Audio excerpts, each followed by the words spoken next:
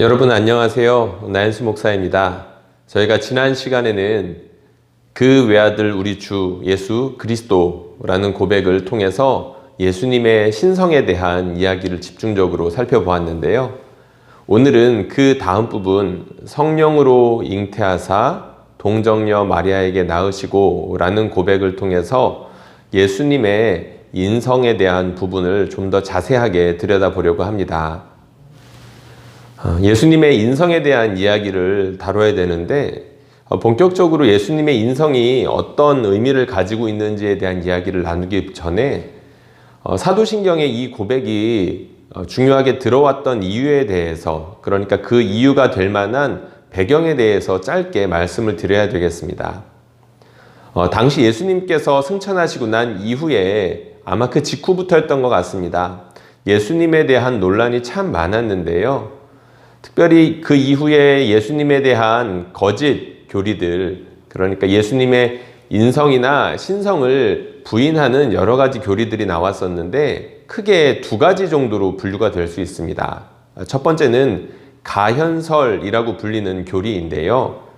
예수님께서 워낙 탁월한 능력을 보여주셨고 그리고 은혜로운 말씀을 전해주셨고 수많은 사람들을 구원해내는 그런 역사를 보여주시지 않았습니까?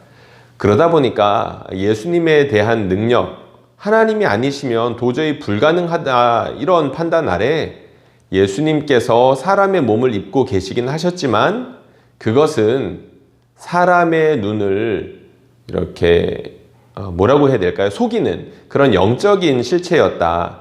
예수님의 육적인 그런 몸을 부인한 거였죠. 가짜로 나타난 육이었다라고 이렇게 이야기를 하는 겁니다. 이런 주장을 하는 여러 사람들이 있었는데 영지주의 혹은 가현설이라고 해서 예수님의 육적인 특성을 부인하는 그런 교리 혹은 교사들이 많이 있었습니다.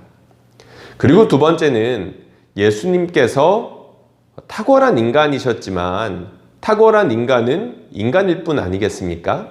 그러다 보니 예수님의 신성을 부인하는 그런 교리나 거짓 교사들이 많이 있었는데요. 대표적으로 아리우스라는 사람, 아리우스주의라는 것을 들 수가 있습니다. 이 사람은 예수님의 신성을 주장하는 것 같았지만 자세히 보면 이 사람은 무엇이라 주장했냐면 예수님의 성질을 하나님, 그러니까 성부 하나님과 동일 본질이 아니라 유사 본질이라는 주장을 했습니다.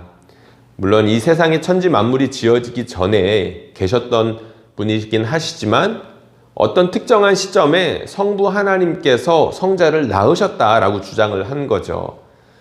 인간적인 이해 혹은 논리로서는 그렇게 주장할 수 있을지는 모르겠지만 성경을 하나님의 말씀으로 받아들이는 우리로서는 도저히 받아들이기 힘든 그런 주장이었던 것입니다. 그래서 여러 공의회, 지난 사도신경 첫 번째 시간에 말씀드렸던 것 같은데요. 여러 번의 회의들을 거쳐서 결국에는 이 아리우스주의 그리고 아리우스라는 교사가 거짓 교사이고 이단 교리라는 것을 확정하여서 오랜 시간 교회 정통에서 배제하고 있는 것을 우리는 알아야 될 것 같습니다. 그런데 제가 이번 사도신경 이 예수님의 인성 부분에 대해서 생각을 하다 보니까 예수님께서 승천하시고 난 다음에, 그러니까 한 200~300년 사이에는 예수님께서 실제로 이 땅에 계셨다는 것을 부인하기는 참 어려웠을 거다라는 생각이 들었습니다. 실제로 그렇죠. 무슨 말이냐면 예수님의 역사성을 부인하는 것은 당시 사람들이 예수님께서는 실제로 계셨으니까 그렇게 예수님은 계시지 않았어 라는 주장을 하기는 어려웠을 거라는 겁니다. 그러다 보니까 특별히 제가 두 가지 말씀을 드렸지만 그 중에서도 예수님의 신성을 부인하는 이단 교리들이 많이 있지 않았을까라는 생각을 해보게 되었는데요. 반대로 지금에 있어서는 예수님께서 승천하신 지 무려 2000년이나 지난 시점 아니겠습니까? 그러다 보니까 예수님의 신성을 부인하는 사람들은 많이 찾아보기 어려운 것 같습니다. 대신에 정통이라고 하는 교회들에서 예수님의 인성에 대한 깊이 있는 고민은 찾아보기 힘든 것 같습니다.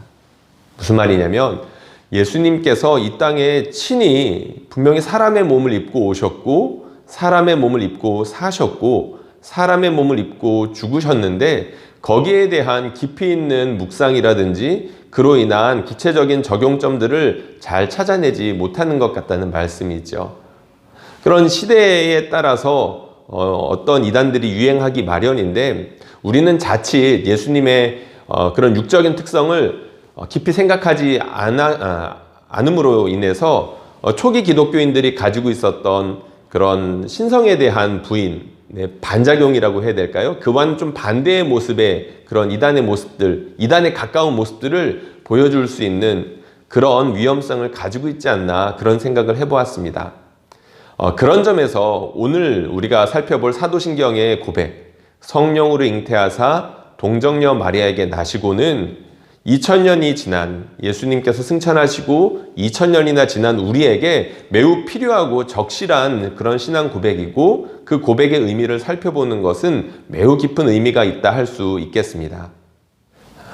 이번에는 본격적으로 성령으로 잉태하사라는 고백이 무엇을 뜻하는지에 대해서 살펴보겠습니다. 이 고백이 사도신경에 들어온 중요한 이유가 있습니다. 첫 번째 시간에서 말씀드렸던 것처럼 이 신경이 구체화되고 조직화되는 데에는 다 그럴 만한 이유가 있다라고 말씀을 드렸죠. 특별히 이단 교리를 반박하고 우리가 가지고 있는 최소한의 믿음을 이렇게 구체화해 놓을 필요가 있다라고 말씀을 드렸습니다. 예수님 당시 그리고 시간이 지나서 한 100년, 200년 사이에 예수님께서 사생하다라는 논란이 많이 있었던 것 같습니다. 말씀드렸듯이 예수님의 역사성을 부인할 수는 없지만 그렇게 탁월한 사람이었는데 어찌 동정녀 마리아라는 그런 사람에게서 태어날 수가 있고 그리고 아버지라는 사람 요셉이 성경에 보면 잘 나오지 않죠.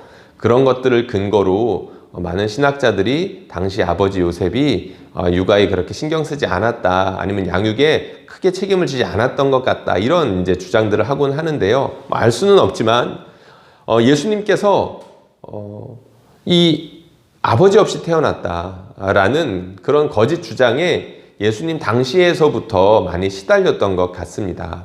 예수님이 승천하시고 난 이후에도 예수님의 사생아 논란이 많이 있었다는 거죠. 그것에 대해서 정면으로 반박하고자 다른 여러 가지 설명은 필요 없고 예수님께서는 성령으로 잉태하셨다라는 한마디 이 고백으로 예수님은 사생아가 아니라 분명 하나님의 능력으로 이 땅 가운데 사람의 육신을 입고 잉태되신 분이었다라고 고백을 하는 것입니다. 그리고 성령으로 잉태하사가 보여주는 중요한 신학적인 의미가 하나 또 있습니다. 창세기 1장 2절을 기억하시면 좋겠는데요. 창세기 1장 2절에 보면 이런 말씀이 있죠. 땅이 혼돈하고 공허하며 흑암이 깊음 위에 있고 하나님의 영은 수면 위에 운행하시니라. 하나님께서 본격적으로 말씀하시며 빛을 만드시고 세상의 모든 것들을 만드시기 전에 이 땅에는 흑암이 있었고 공허함이 있었다라고 이야기하고 있습니다.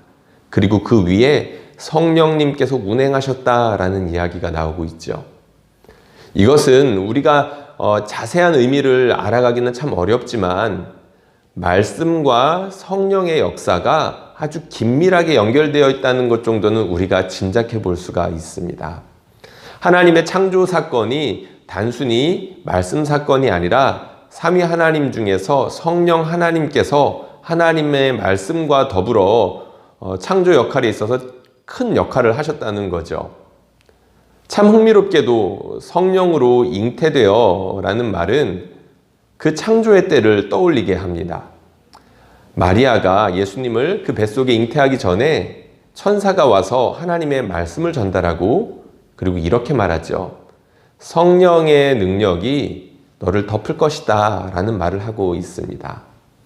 성령의 능력과 하나님의 말씀이 마리아를 사로잡아서 예수님을 잉태하게 했고 그리고 예수님께서는 동정녀 마리아를 통해서 태어나셨죠.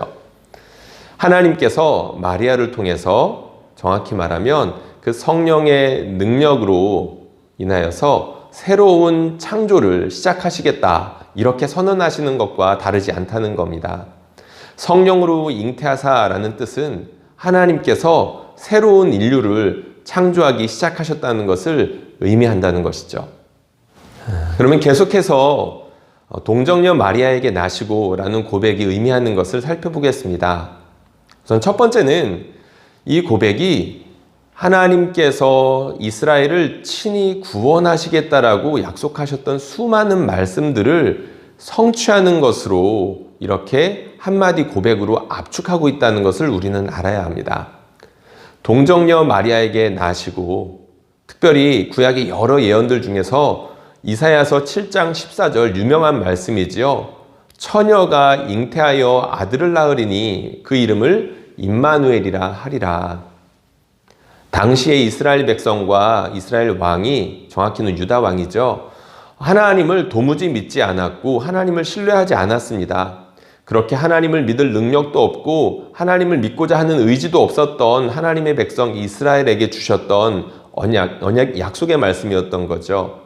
그러니까 하나님께서 그런 백성이라 할지라도 하나님께서 그 백성을 너무 사랑하시기 때문에 주도권을 가지시고 강력한 의지를 통해서 아이를 낳을 수 없는 처녀를 통해서라도 하나님께서는 구원을 베푸시겠다, 이렇게 약속을 하셨던 그런 말씀입니다. 그런데 그 말씀이 마리아에게서 성취되었다는 것이죠. 구약의 예언, 1000년, 2000년 동안 쌓여왔던 하나님께서 주셨던 그 약속의 말씀이 드디어 마리아에게서 성취되었다. 하나님께서 새롭게 이 세상을 회복하시고 구원하기 시작하셨다는 것을 동정녀 마리아에게 나시고 라는 이 짧은 고백으로 표현했다는 것입니다. 그리고 이 고백이 가지고 있는 중요한 의미가 있습니다. 그것은 마리아와 같은 연약한 사람을 통해서, 단순히 연약하기만 하면 안 되겠죠. 연약하기 때문에 하나님의 말씀을 믿고 의지하고 순종할 수밖에 없는 그런 사람을 통해서 하나님께서 새로운 구원의 역사를 써내려 가신다는 것을 보여주고 있습니다. 이 상황을, 그러니까 누가복음 1장에 나와 있는 마리아가 천사의 말을 듣고 잉태하게 되는 그 순간의 그림을 역사 가운데서 수많은 화가들이 그렸었는데요. 여러분들 교환과 화면을 통해서 이렇게 잠깐 보여드릴 텐데요. 수태고지라는 그림입니다. 워낙 많은 사람들이 이것을 그려왔기 때문에 다양한 수태고지 그림들이 있는데, 많은 그림들이 가지고 있는 공통점이 있습니다. 마리아를 아주 영광스럽게 혹은 거룩하게 표현하고 있다는 점이고요. 그리고 그 마리아가 말씀을 집중하여서 보고 있었다는 점입니다. 물론 그 외에도 작가들에 따라서 여러 가지 이제 그림과 세부 사항들을 다르게 표현하긴 했지만, 마리아가 연약하지만 하나님의 말씀, 그러니까 하나님의 선택을 받았고 하나님의 말씀에 순종했다는 차원에서 그렇게 거룩하고 영광스럽게 그려졌다는 점은 우리가 눈여겨봐야 될 점인 것 같습니다. 마리아는 그렇게 예수님을 말씀을 믿음으로 말미암아 잉태했을 뿐만 아니라 그 이후에 예수 그리스도를 믿음으로 예수의 생명을 그 안에 잉태하게 되는 다른 모든 사람들의 그런 모범이 되기도 합니다.